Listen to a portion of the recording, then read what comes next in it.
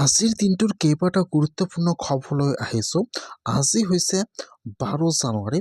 12 জানুৱাৰীৰ কেইবাটাও নতুন চৰকাৰী আঁচনিৰ আপডেট আহি গ'ল আৰু কেইবাটাও গুৰুত্বপূৰ্ণ খবৰ আহি গৈছে। যদি আপোনালোকে চৰকাৰী আঁচনি লাভ কৰা নাই, কি নতুন চৰকাৰী আঁচনি আহি গ'ল আৰু কোনটো আঁচনিৰ পইচা সোমাই গ'ল, আজি এইটো ভিডিঅ'ত সম্পূৰ্ণ প্ৰচেছ জনাই দিয়া হ'ব। চাই লওক। 1 নম্বৰত আহি গৈছে অৰুণোদয় আঁচনি।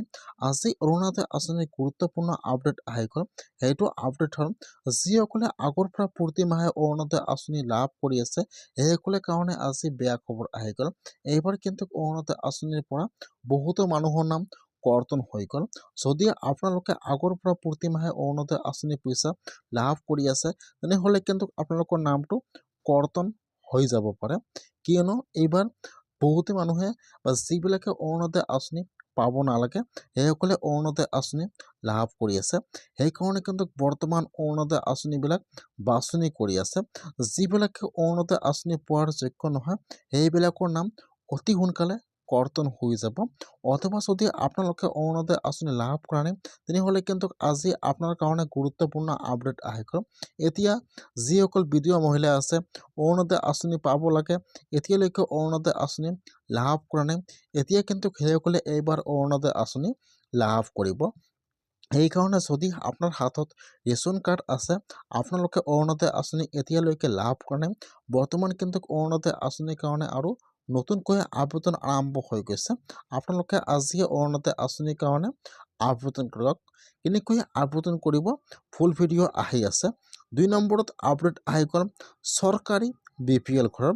যিসকলে এতিয়ালৈকে চৰকাৰী ঘৰ লাভ কৰা নাই সেইসকলে কাৰণে আজি বহুতো ভাল খবৰ আহি গ'ল। যদি আপোনালোকে চৰকাৰী ঘৰ পোৱাৰ যোগ্য হয় আৰু আপোনালোকে এতিয়ালৈকে চৰকাৰী ঘৰটো লাভ কৰা নাই তেনেহ'লে কিন্তু আজি চৰকাৰী ঘৰৰ গুৰুত্বপূৰ্ণ আপডেট আহি গ'ল।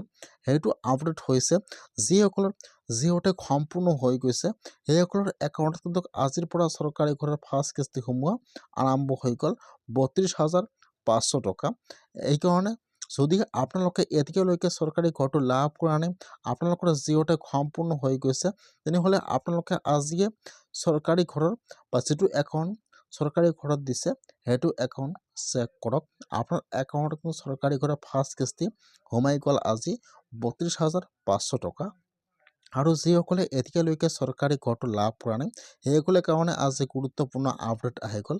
এতিয়া কিন্তু আৰু চৰকাৰী ঘৰৰ কাৰণে নতুনকৈ আবেদন আৰম্ভ হৈ গৈছে PMAY 2.0। আপোনালোকে এইটো অপশ্যনত যাই চৰকাৰী ঘৰৰ কাৰণে এপ্লিকেশ্যন কৰক।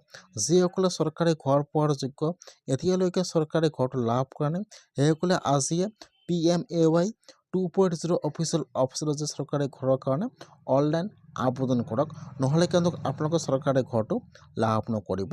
আৰু যিসকলৰ জিঅ'টেক সম্পূৰ্ণ হৈ গৈছে সেইসকলৰ একাউণ্টত আজি চৰকাৰী ঘৰৰ ফাৰ্ষ্ট কিস্তি সোমাই গ'ল।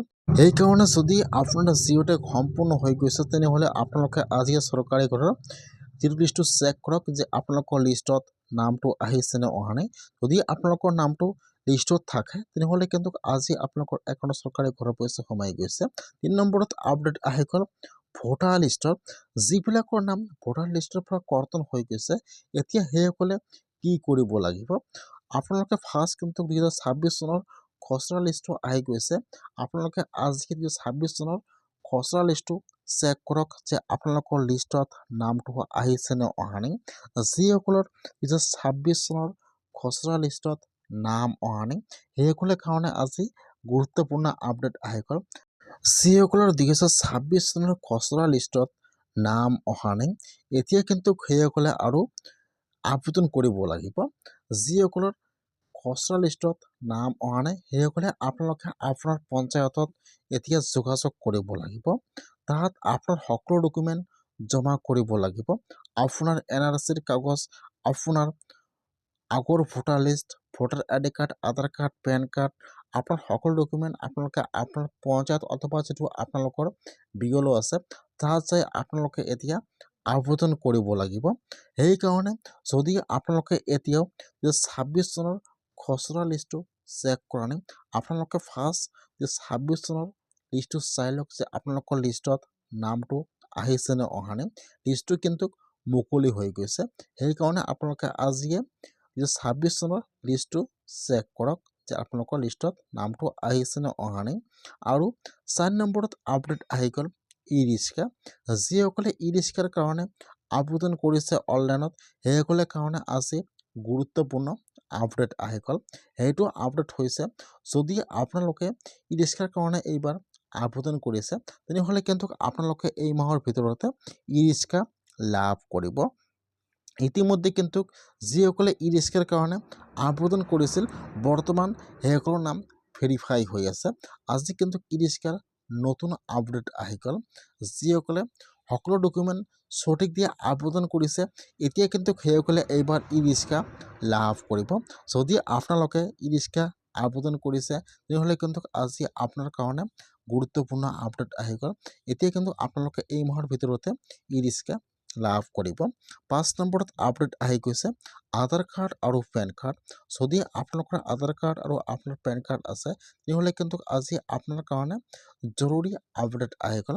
সেইটো আপডেট হৈছে যদি আপোনালোকৰ পেন কাৰ্ড আৰু আধাৰ কাৰ্ড আছে আপোনালোকে আপোনাৰ এতিয়া পেন কাৰ্ডটো আধাৰ কাৰ্ডটো লিংক কৰিব লাগিব। যদি আপোনালোকৰ আধাৰ কাৰ্ডটো আৰু আপোনাৰ পেন কাৰ্ডটো লিংক নাথাকে তেনেহ'লে আপোনালোকৰ পেন কাৰ্ডটো বন্ধ হৈ যাব। সেইকাৰণে যদি আপোনালোকৰ PAN card Aadhaar card link নাই তেনেহ'লে আপোনালোকে আজিয়ে লিংক কৰি লৈ ল'ব।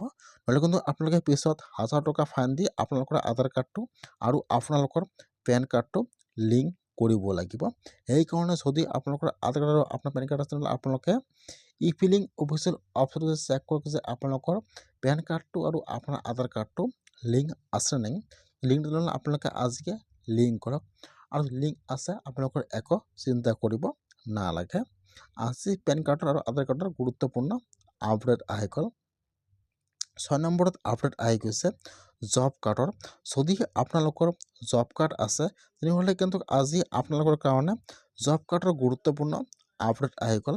সেইটো আপডেট হৈছে যিসকলৰ জব কাৰ্ড আছে এতিয়া কিন্তু সেইসকলে জব কাৰ্ডৰ 5000 টকা লাভ কৰিব। সেইকাৰণে যদি আপোনালোকৰ জব কাৰ্ড আছে আপোনালোকে চেক কৰক যে আপোনালোকৰ জব কাৰ্ডটো আৰু আপোনালোকৰ আধাৰ কাৰ্ডটো লিংক আছে নে নাই। কেনেকুৱাকৈ আপোনালোকে চেক কৰিব যে আপোনালোকৰ জব কাৰ্ডৰ পইচাটো লাভ কৰিব নে নকৰে সম্পূৰ্ণ প্ৰচেছ দেখুৱাই দিম আজি এইটো ভিডিঅ'ত। যদি আপোনালোকৰ জব কাৰ্ড আছে আৰু আপোনালোকৰ আধাৰ কাৰ্ড লিংক নাথাকে আপোনালোকে জব কাৰ্ডৰ পইচাবিলাক লাভ নকৰিব। আপোনালোকে জব কাৰ্ডত যিটো আপোনালোকৰ একাউণ্ট জমা কৰিছে সেইটো একাউণ্ট যাতে আপোনালোকৰ জব কাৰ্ডৰ সৈতে লিংক থাকে আৰু কিন্তু আপোনালোকৰ জব কাৰ্ডৰ সৈতে আপোনাৰ আধাৰ কাৰ্ডটো লিংক থাকিব লাগিব বা ভেৰিফাই কৰিব লাগিব। কেনেকুৱাকৈ আপোনালোকে ভেৰিফাই কৰিব আপোনালোকে আপোনাৰ ব্লকত যাব লাগিব অথবা আপোনালোকে আপোনাৰ পঞ্চায়তত যাব লাগিব।